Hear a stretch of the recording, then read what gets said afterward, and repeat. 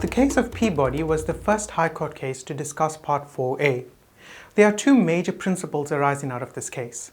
In this knowledge clip, we will present an overview of the second principle. The second principle from Peabody indicates that it is sometimes important for a tax office to identify the correct taxpayer in fulfilling the second requirement of Part 4A, that of there being a tax benefit. For instance, take a hypothetical individual taxpayer that owns 100% of a company and assume that the company does not distribute its profits in the form of dividends every year. The company undertakes some tax minimization actions, that is, a scheme to eliminate its assessable income for the year. If the tax office brings a Part 4A action against the individual taxpayer, they might not be able to show that the individual taxpayer had any reduction of income for the financial year.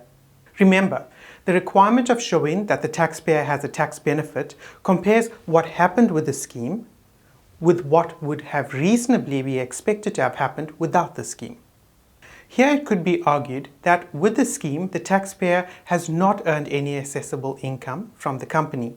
However, it could also be argued that but for the scheme, the taxpayer would not have earned an assessable income from the company. Only the company would have, and the company would not have necessarily have distributed its income to the taxpayer. This means that the individual taxpayer has not had any tax benefit.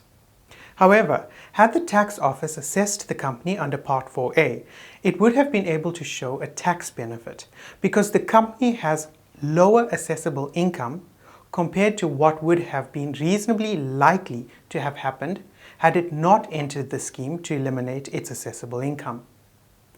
The case of Spotless, the second High Court case on Part 4A, is also noteworthy because it made clear that it is possible for a scheme to both have a genuine commercial purpose while at the same time fulfilling the third requirement of Part 4A, that the scheme was entered into with the dominant purpose of obtaining a tax benefit.